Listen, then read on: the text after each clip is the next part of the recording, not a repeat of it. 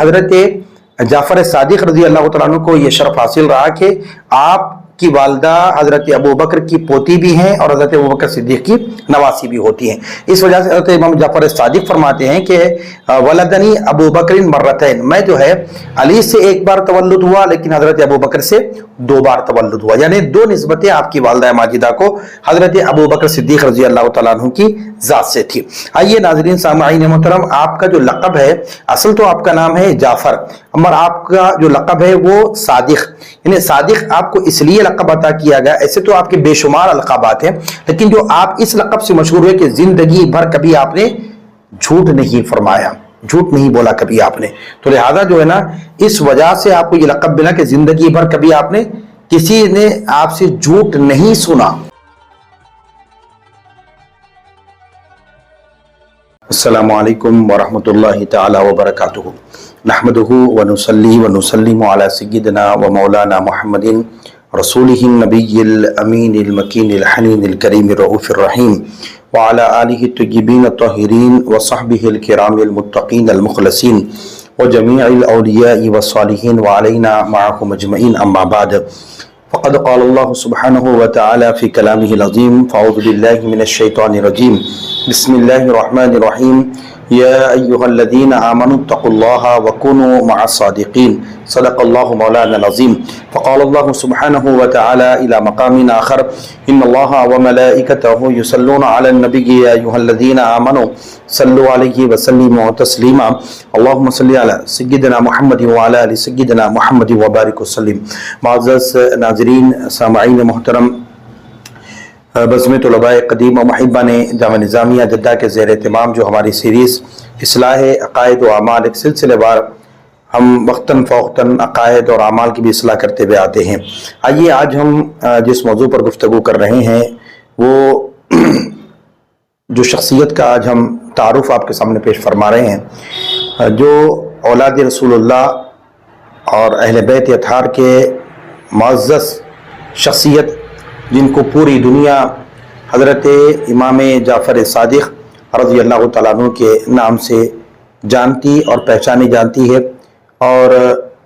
آپ کی فاتحہ 22 رجب المرجب کو اپنے اپنے گھروں میں ہم منعقد کرتے ہوئے آتے ہیں، اور آپ کی نیاز بھی بڑی عقیدت و احترام کے ساتھ منائی جاتی ہے۔ ناظرین سامعین محترم، تو لہٰذا ہم نے یہ ضروری سمجھا کہ آپ کی اس فاتحہ کے دن آپ کی سیرت کے کچھ اہم ترین ابواب آپ کے سامنے رکھتا چلوں گا۔ آئیے، آپ کا نام نامی جو ہے جعفر، اور آپ کے والد گرامی کا نام تھا محمد، اس وجہ سے آپ کو جعفر بن محمد کہا جاتا ہے، اور آپ کے والد گرامی جس نام سے مشہور ہوئے وہ باقر کے نام سے مشہور ہے، تو آپ کو امام باقر کے صاحبزادے ہونے کا شرف حاصل رہا، اس وجہ سے آپ کو امام محمد الباقر کے بیٹے جعفر کے نام سے آپ کو دنیا جانتی ہے۔ آئیے، آپ کی والدہ ماجدہ، آپ کا نام نامی تھا ام فروا رضی اللہ تعالیٰ عنہ۔ حضرت ام فروا کے تعلق سے خاص بات میں آپ کے سامنے بتاتا چلوں، اور کل ائمہ اہل بیت اطہار میں سے، یعنی حضرت امام زین العابدین، امام محمد الباقر، امام جعفر الصادق، امام موسیٰ الکاظم، امام علی رضا، امام محمد تقی، امام علی نقی، امام حسن عسکری، یہ ائمہ اہل بیت اطہار میں سے یہ خاص اعزاز حضرت امام جعفر الصادق کو حاصل ہوا۔ آپ کی والدہ ماجدہ، وہ ان کا نام نامی تھا ام فروا، یہ حضرت ابو بکر صدیق رضی اللہ تعالیٰ عنہ کی پوتی بھی ہوتی ہیں اور آپ نواسی بھی ہوتی ہیں۔ بھائی، یہ آپ کے والدہ کے تعلق سے بات میں آپ کے سامنے رکھتا چلوں۔ ام فروا جو ہے آپ کی جو والدہ کے لحاظ سے جو نسب ہے وہ بتا رہا ہوں آپ کے سامنے، کہ وہ جو ہے ام فروا کی والدہ کا نام تھا حضرت اسما بنت عبد الرحمن بن ابی بکر، حضرت ام فروا کی والدہ، اور والد گرامی کا نام تھا قاسم بن محمد بن ابی بکر۔ اس وجہ سے حضرت جعفر صادق رضی اللہ تعالیٰ عنہ کو یہ شرف حاصل رہا کہ آپ کی والدہ حضرت ابو بکر کی پوتی بھی ہیں اور حضرت ابو بکر صدیق کی نواسی بھی ہوتی ہیں۔ اس وجہ سے حضرت امام جعفر صادق فرماتے ہیں کہ ولدنی ابو بکر مرتین، میں جو ہے علی سے ایک بار تولد ہوا لیکن حضرت ابو بکر سے 2 بار تولد ہوا، یعنی 2 نسبتیں آپ کی والدہ ماجدہ کو حضرت ابو بکر صدیق رضی اللہ تعالیٰ عنہ کی ذات سے تھی۔ آئیے ناظرین سامعین محترم، آپ کا جو لقب ہے، اصل تو آپ کا نام ہے جعفر، مگر آپ کا جو لقب ہے وہ صادق، یعنی صادق آپ کو اس لیے لقب عطا کیا گیا، ایسے تو آپ کے بے شمار القابات ہیں، لیکن جو آپ اس لقب سے مشہور ہوئے کہ زندگی بھر کبھی آپ نے جھوٹ نہیں فرمایا، جھوٹ نہیں بولا کبھی آپ نے، تو لہذا جو ہے نا اس وجہ سے آپ کو یہ لقب ملا کہ زندگی بھر کبھی آپ نے کسی نے آپ سے جھوٹ نہیں سنا، زندگی بھر میں کسی سے آپ سے کسی نے جھوٹ نہیں سنا، تو اس وجہ سے جو ہے آپ کا یہ لقب جو ہے بہت ہی مشہور ہوا صادق کے نام سے۔ اس طرح آپ کے بے شمار القابات بھی ہیں، کوئی آپ کو فاضل کے نام سے بھی یاد کرتا ہے، کوئی آپ کو طاہر کے بھی نام سے یاد کرتا ہے، مگر لقب وہی جو ہے صادق ہے جو مشہور ہوا ہے۔ آئیے ناظرین سامعین محترم، آپ کی جو ولادت بسعادت ہے 8 رمضان المبارک سن 80 ہجری میں جو ہے آپ مدینہ پاک کے اندر آپ تولد ہوئے۔ آئیے علوم دینیہ کے تعلق سے، یعنی ابتدائی جو علم آپ کا رہا اس کے تعلق سے میں آپ کو سمجھ رکھتا چلوں، بچپن میں ہی آپ نے جو ہے حفظ قرآن مجید کی سعادت کو مکمل فرما لیا تھا۔ اس کے بعد آپ نے جو ہے حدیث شریف کو حفظ کرنے، یعنی احادیث مبارکہ کو، آقا علیہ الصلوۃ والسلام کے فرامین کو، احادیث مبارکہ کو یاد کرنا آپ نے بھی شروع کیا۔ جہاں پر حفظ قرآن کی سعادت کو آپ کو جہاں مکمل ہوئی، وہیں پر آپ حافظ قرآن کے ساتھ آپ جو ہے بہت بڑے حافظ الحدیث اور محدث بھی آپ کہلوائے، اور اسی طرح جو ہے نا محدث بھی ہوئے اس وجہ سے کیونکہ آپ کا جو گھرانہ تھا وہ علم میں ہو، تقوی میں ہو، زہد میں ہو، یعنی ہر سطح سے، ہر اعتبار سے دیکھا جائے بہت اونچا گھرانہ تھا، یعنی علم کا معاملہ ہو، فضل کا معاملہ ہو، اور جو ہے زہد کا معاملہ ہو، تقوی کا معاملہ ہو، لہذا ہر نوعیت سے جو ہے آپ کا گھر جو منفرد تھا۔ اور آپ کے جو دادا ہیں حضرت امام زین العابدین رضی اللہ تعالیٰ عنہ، جو وقت کے امام بھی ہیں اور محدث بھی ہوتے، آپ نے جو ہے ابتدا میں جو آپ نے جو ہے اپنے دادا جان کے پاس ہی آپ نے جو ہے امام زین العابدین کے پاس آپ علم حدیث کو آپ نے لیا، اور فیض نبوت جو امام زین العابدین کے پاس تھا وہ بھی آپ نے جو ہے ان سے حاصل فرمایا۔ تقریباً جو ہے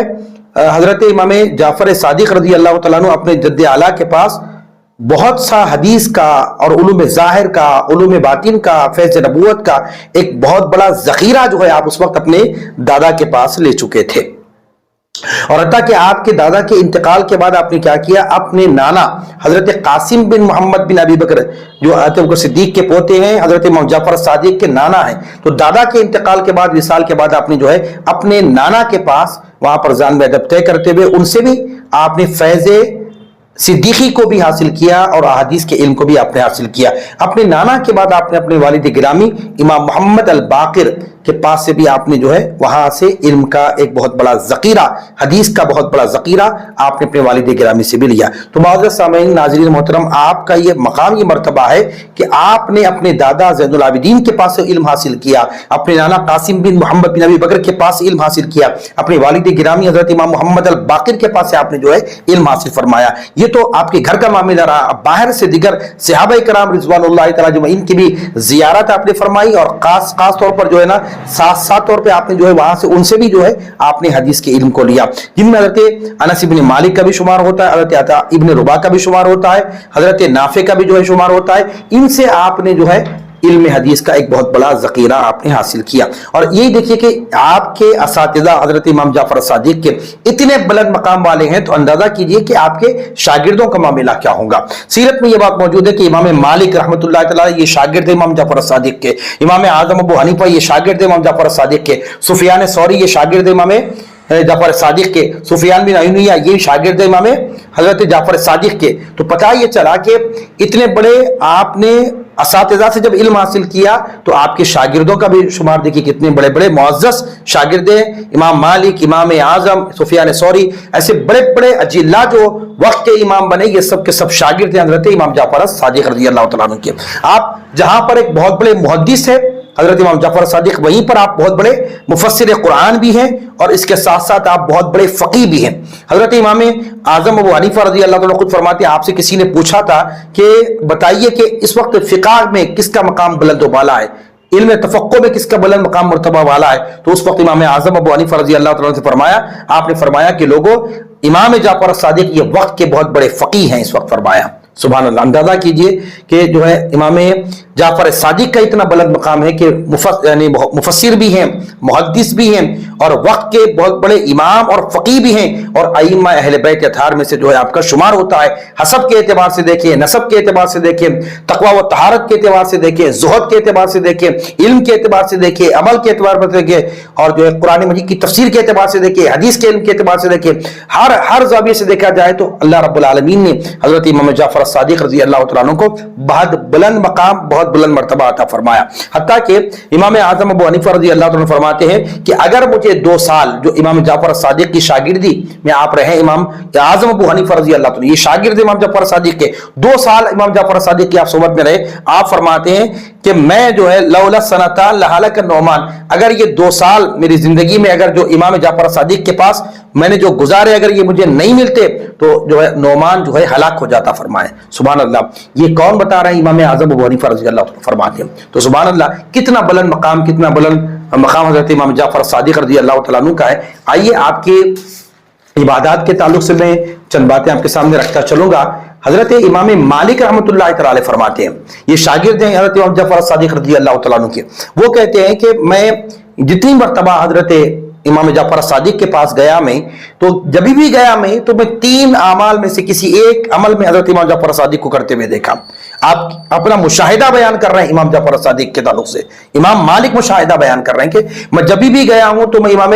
जाफर सादिक को, अपने उस्ताद को 3 कामों में से किसी ना किसी एक काम में जरूर देखा। मैं जब भी जाता तो आपके साथ में तवील अरसा गुजारा हूं। इमाम मालिक फरमाते हैं एक अरसे दराज तक इमाम जाफर सादिक के पास में जाता आता रहा, तो मैंने देखा जब भी इनके पास जाता तो ये 3 अमाल में से किसी अमल में आपको देखता, या तो वो आप नमाजें मशगूल होते, या रोजे की हालत में होते, या कुरान मजीद की तिलावत में मसरूफ होते। सुभान अल्लाह। ये 3 अमाल थे, या तो आपको नमाज पढ़ते हुए देखता, रोजे की हालत में देखता, या जो है कुरान मजीद की तिलावत में आपको मैं मसरूफ देखता। और आप फरमाते हैं कि मेरे उस्ताद इमाम जाफर सादिक, ये फरमाते इमाम जाफर सादिक के ताल्लुक से इमाम मालिक फरमाते हैं कि मेरे उस्ताद इमाम जाफर सादिक जो है बेमतलब और बेफायदा कोई बात नहीं करते, जब भी बात करते हैं आपकी जबान खुलती तो इल्म के लिए खुलती थी, मालूमात के लिए, हमारे मालूमात में इजाफा हो जाता है, इल्म के बारे में नसीहतें करते या जो है इल्म के ताल्लुक से गुफ्तगू फरमाते थे। आप फरमाते हैं बिलाशुबा आप इमाम मालिक कहते हैं कि आप इन उलमा में से थे जिनकी जिंदगी इबादत से मामूर थी और जिनके दिल जो है खौफ इलाही से सरशार थे। तो आप फरमाते हैं कि जाहिर ये था हजरत इमाम जाफर सादिक का, लेकिन बातिन भी कितना था, बातिन भी कैसा था कि खौफ इलाही से मामूर था आपका बल्ब, आपका जो कल्ब था, आपका जो दिल था वो खौफ इलाही से मामूर था। सुभान अल्लाह। ये मकाम, ये मर्तबा हजरत इमाम जाफर सादिक रज़ी अल्लाह तआला अन्हु का है। तो अब आइए कि इमाम जाफर सादिक रज़ी अल्लाह तआला अन्हु ये अइम्मा अहले बैत अतहार में से बहुत ही बुलंद मकाम की आप जो है मर्तबे पर अल्लाह रब्बुल आलमीन ने आपको फायज किया। तो इमाम ज़ैनुल आबिदीन के पोते हैं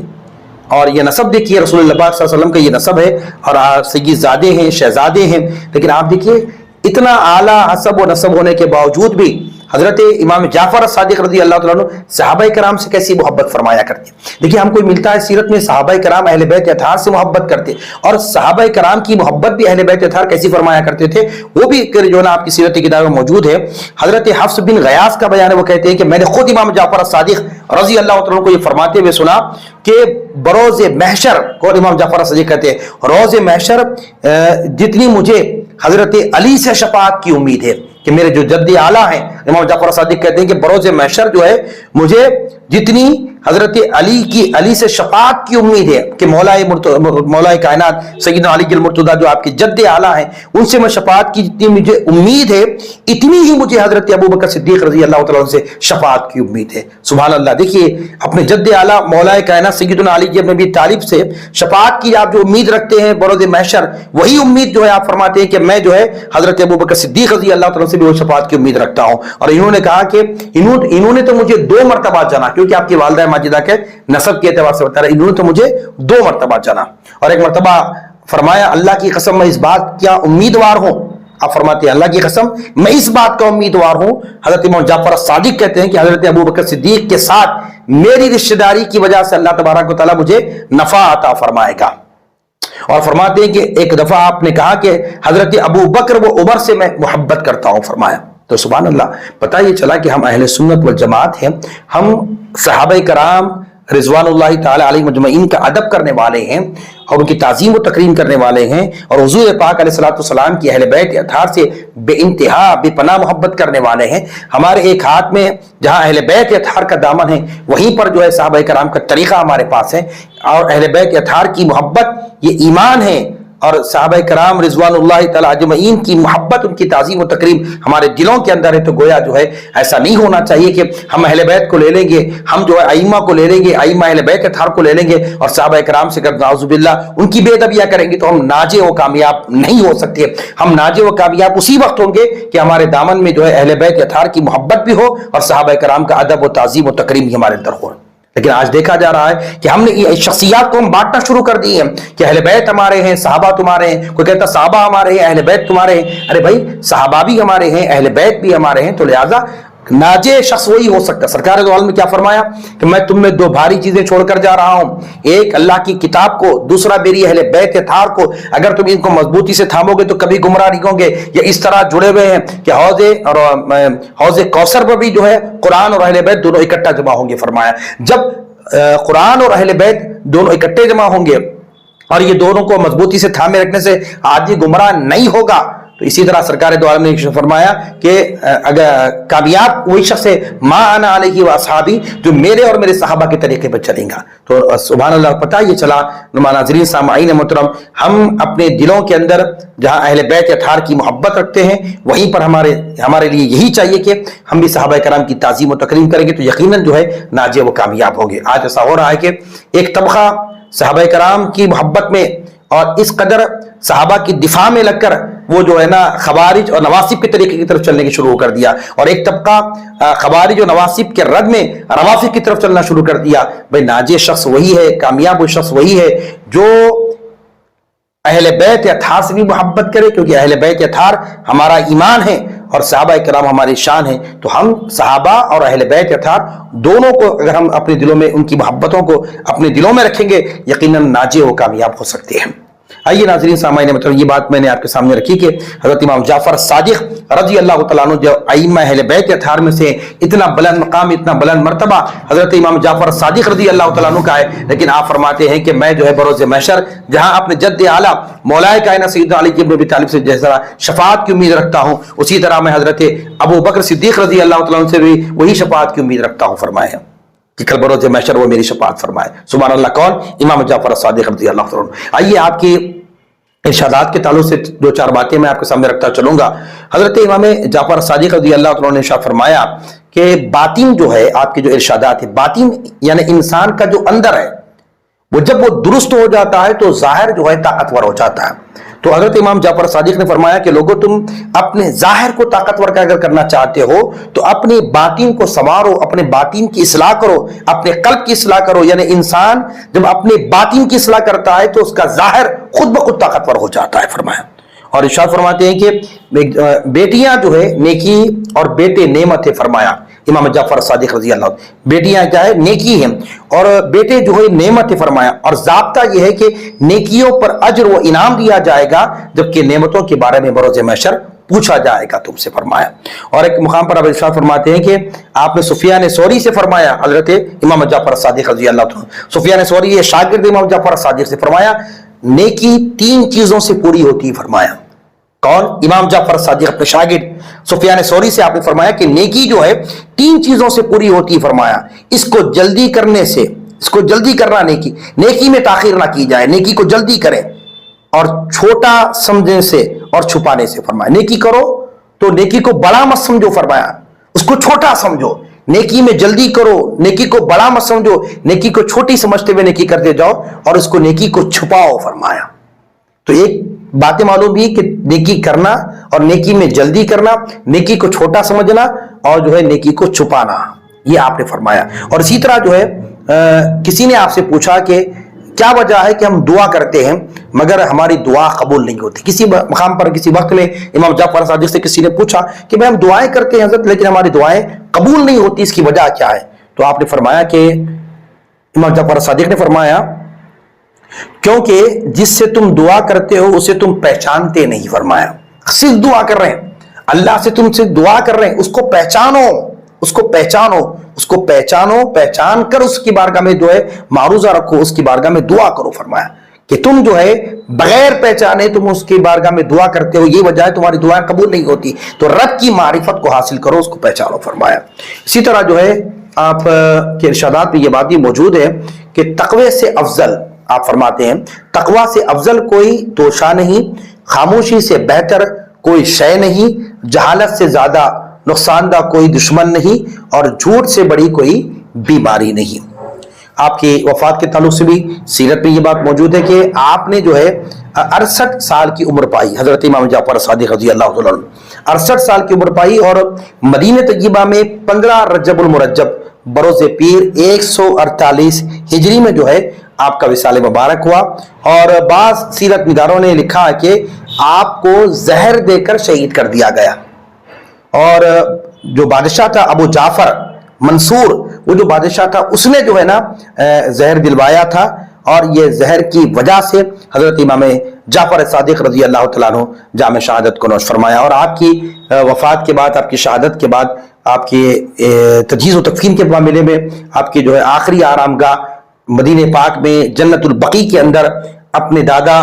حضرت امام زین العابدین, اپنے والد گرامی امام محمد الباقر, ان کے جو قرب میں, اور حضرت امام حسن رضی اللہ تعالیٰ عنہ کے پہلو میں جو ہے آپ کو مدفن کیا گیا. یہ چند باتیں آپ کی سیرت کے تعلق سے میں نے آپ کے سامنے رکھا ہوں. اللہ رب العالمین کی بارگاہ میں 10 دعاؤں, پروردگار عالم ہم سب کو میرے مولا حضرت امام جعفر صادق رضی اللہ تعالی عنہ کی تعلیمات اور ارشادات پر عمل کرنے کی توفیق عطا فرما. وما علینا الا البلاغ, وآخر دعوانا ان الحمد للہ رب العالمین.